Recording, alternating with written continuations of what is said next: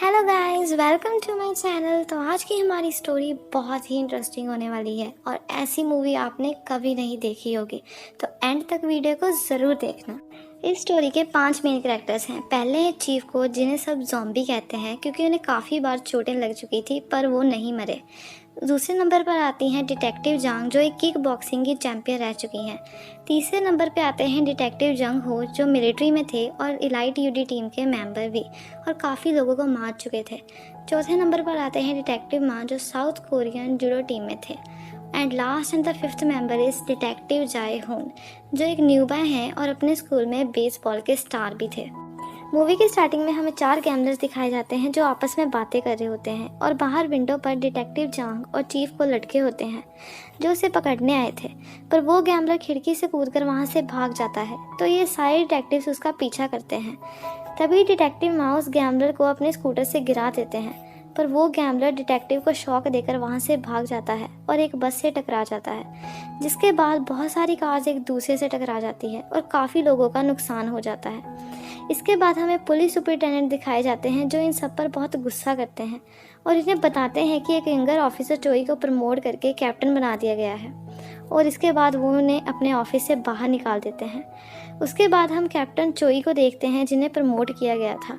वो इन सब का काफ़ी मजाक उड़ाते हैं क्योंकि ये उस गैम्बलर को सही तरीके से नहीं पकड़ पाए थे, और इसके साथ वो उन्हें अपनी प्रमोशन पार्टी के लिए भी इनवाइट करते हैं। अपनी प्रमोशन पार्टी पर कैप्टन चोई चीफ को एक ड्रग डीलर जिसका नाम मूबे है उसके बारे में बताते हैं और उसे पकड़ने का काम सौंपते हैं, जिस पर चीफ को मान जाते हैं क्योंकि वो भी प्रमोट होना चाहते थे।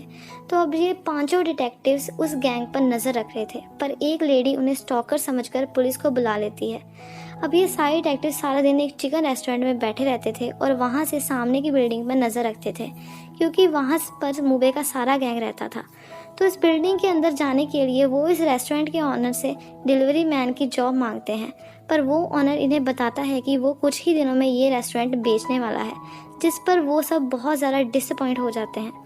अब वो सब चीफ को उस रेस्टोरेंट खरीदने के लिए मनाते हैं, और घर पर भी उनकी वाइफ उन पर बहुत गुस्सा करती है क्योंकि काफ़ी सालों से उन्हें प्रमोशन नहीं मिली थी, और पुलिस सुपरिटेंडेंट भी चीफ को की टीम को डिसबैंड करना चाहते थे। इन सब के कारण चीफ को उस रेस्टोरेंट को खरीदने के लिए मान जाते हैं और अपना सारा रिटायरमेंट फंड यूज़ कर लेते हैं। रेस्टोरेंट खरीदने के बाद वो सब अपना असली मिशन शुरू करते हैं और हर तरह से मूबे की गैंग पर नज़र रखते हैं और उस रेस्टोरेंट को ऑफिस की तरह यूज़ करते हैं। पर बहुत सारे कस्टमर्स उनके रेस्टोरेंट में आने लगे थे और वो अपने रेस्टोरेंट को स्टार्ट करने के बारे में सोचते हैं। इसके बाद ये सारे डिटेक्टिव्स एक एक डिश बनाते हैं, जिसमें डिटेक्टिव माँ की डिश सबसे अच्छी थी और उन्हें शेफ़ बना देते हैं। एक दिन 2 कस्टमर्स उनके रेस्टोरेंट में आते हैं और वो मेन्यू में से स्टिकी चिकन ऑर्डर करते हैं, जिसकी रेसिपी डिटेक्टिव माँ को नहीं पता थी। इसलिए वो अपनी एक फैमिली रेसिपी से एक चिकन डिश तैयार करते हैं जिसका नाम वो सुअन रिब मैरिनेट चिकन रखते हैं, जो डिश उन कस्टमर्स को बहुत पसंद आती है।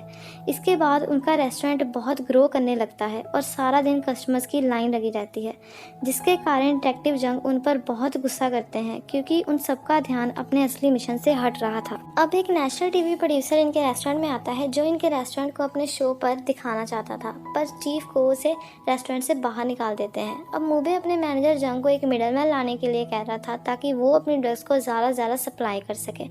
दूसरी तरफ ये सारे डिटेक्टिव्स अपने चिकन का प्राइस ज़्यादा कर देते हैं ताकि लोग इसे अफोर्ड ना कर पाएँ, पर कस्टमर्स तो आना बंद ही नहीं कर रहे थे।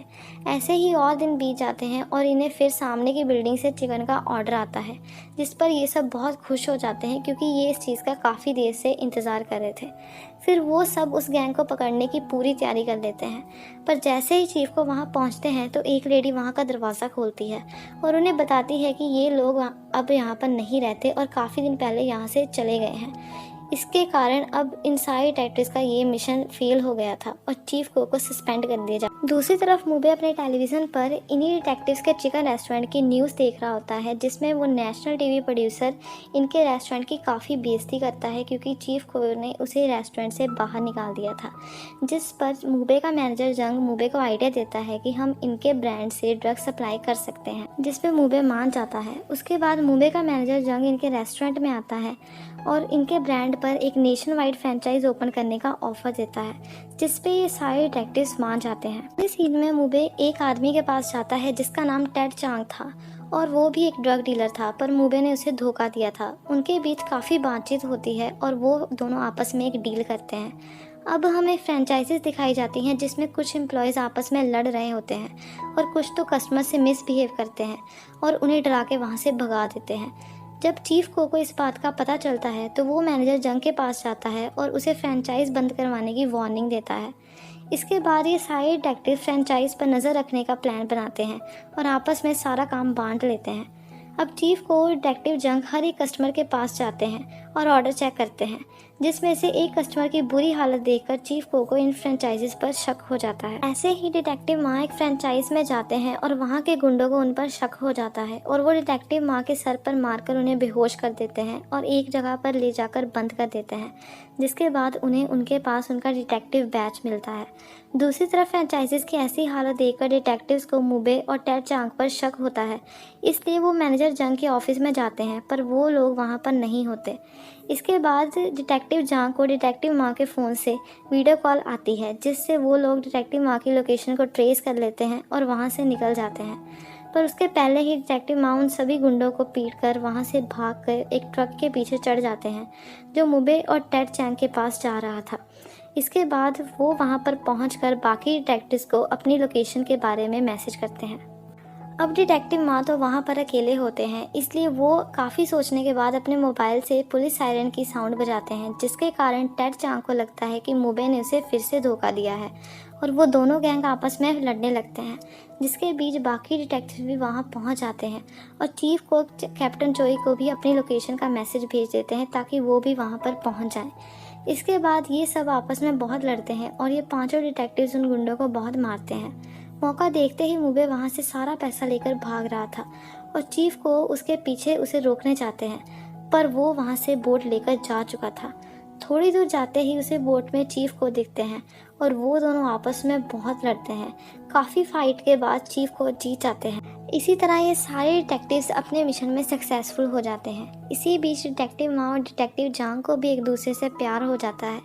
अब इन सभी डिटेक्टिव्स को अपनी खोई हुई रिस्पेक्ट वापस मिल जाती है और अपॉइंटमेंट सेरेमनी में इस पूरे स्क्वाड को स्पेशल प्रमोशन भी मिलता है। तो यहाँ पर हमारी ये मूवी ख़त्म होती है। इस मूवी में काफ़ी कॉमेडी भी थी, पर साथ में एक बहुत अच्छा मैसेज भी था कि डिफरेंट होना बुरी बात नहीं होती, शायद यही आपकी सबसे बड़ी स्ट्रेंथ है।